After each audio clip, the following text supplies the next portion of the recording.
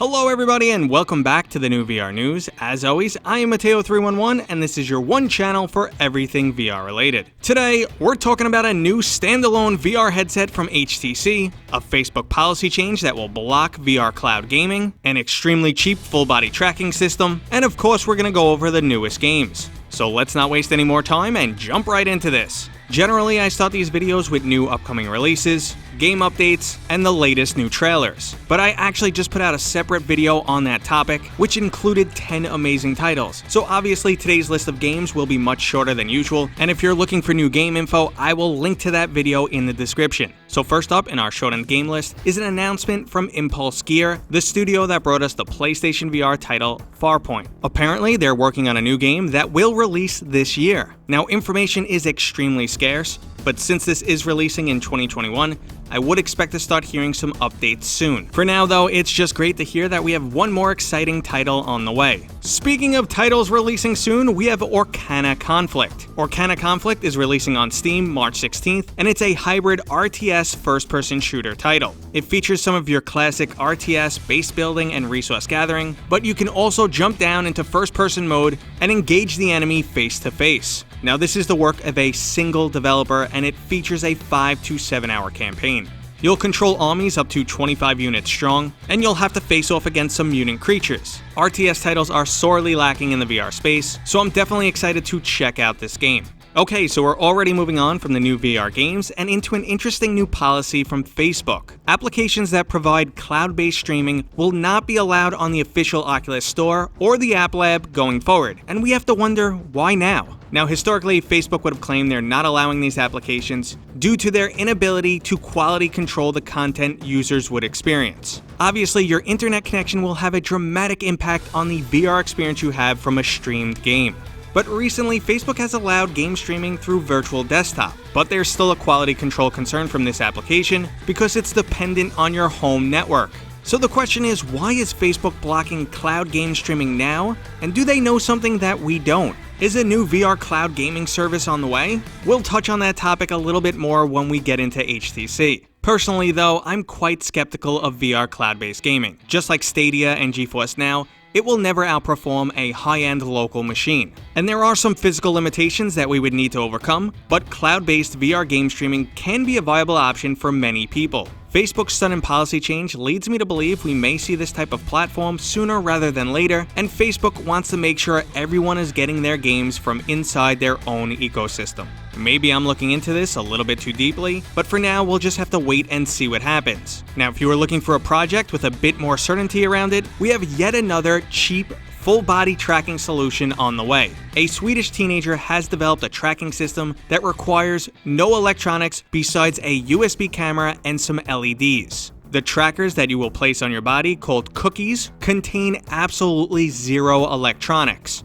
Obviously, you won't need to charge them, and they're just reflective surfaces that will be tracked by the beacon. The beacon is a simple 120Hz camera surrounded by an array of LEDs. Now, this system has much lower accuracy than your typical Vive trackers, but as it turns out, millimeter accuracy isn't required for full-body tracking. Currently, a dev kit is being sold for roughly $80 when you convert from Swedish crowns. The dev kit only supports forward-facing tracking at the moment, but they do plan to release a full system with 2 beacons that will provide 360-degree tracking for $165. This is insanely cheap compared to the solution from Vive, and it will most likely be a lot cheaper than the Tundra trackers which are releasing in Kickstarter this month. I'll include a link in the description if you're looking for some more information. Okay guys, before we move into the main event, here's just a quick pic of someone who actually has worse luck than me. Reddit user Maggie the Pug had their Oculus Quest 2 USB charging port melt.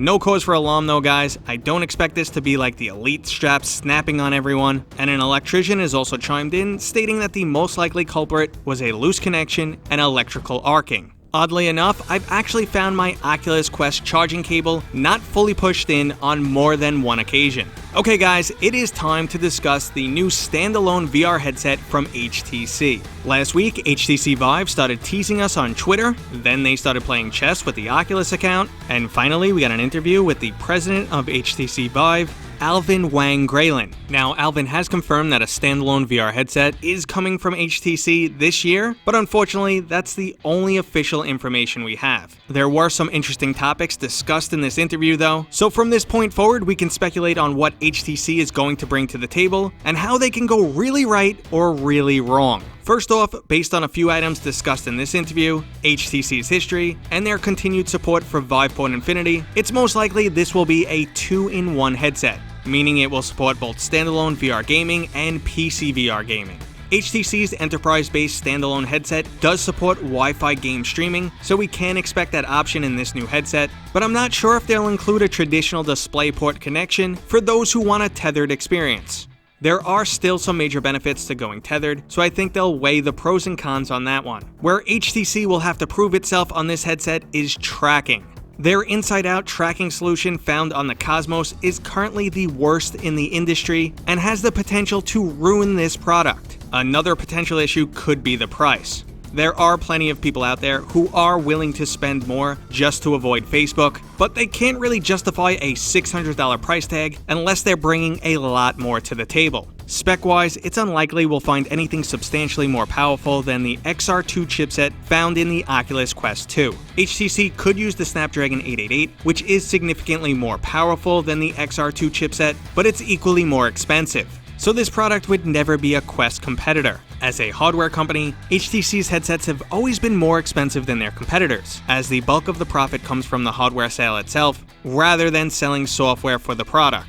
Now, during yesterday's interview, Alvin kind of skates over the topic of price, claiming that it's not really important. So this leads me to believe that we're definitely not looking at a $300 headset. But HTC still has the potential to do things really right here. HTC brings to the table a few things that no one else has. Any standalone VR headset that isn't Facebook will definitely get some attention, and really all it needs to do is not suck. HTC could release a Quest 2 clone at a slightly higher price, and it'll still sell. But they have the opportunity to really wow us by offering up options that are not found anywhere else in the VR market. Let's start with Viveport Infinity.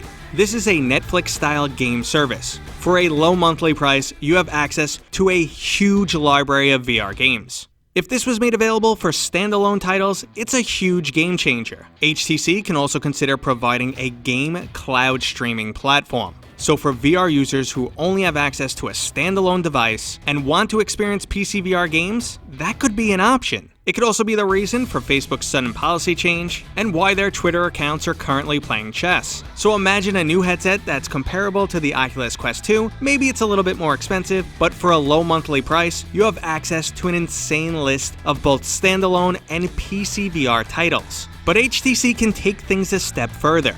While it might change in the near future, HTC is still the only company with a viable full-body tracking solution, modular Steam VR tracking support, and a low-latency PC VR wireless adapter. So HTC doesn't have to create a Quest competitor, they can create something that's much more. The Oculus Quest 2 is a 2-in-1 headset, it can play PC VR games and standalone games, but the emphasis is on standalone. The new HTC headset could compromise less and bring more to the table. So the new HTC standalone headset could include or have modular access to all of these features. A Netflix game streaming service, specs that are equal to or better than the Oculus Quest 2, Steam VR tracking support, full body tracking support, wireless PC VR game streaming, and maybe even cloud gaming. But a lot of this is still unknown. One thing I am expecting based on one of HTC's tweets is a larger battery than the Oculus Quest 2. They asked us what we'd do with 70% more energy, and I think that's a reference to the battery size, not the compute capacity of the headset, so we would expect HTC's standalone headset to run somewhere between 3.5 and 5 hours. That's a cool selling point, but nothing compared to the other stuff I previously listed. Okay everybody, that was today's new VR news. I hope you enjoyed it. If you did, go ahead and give this video a thumbs up, drop some comments letting me know what you think, and if you're new here, please consider subscribing. Okay guys, I'll see you on next time.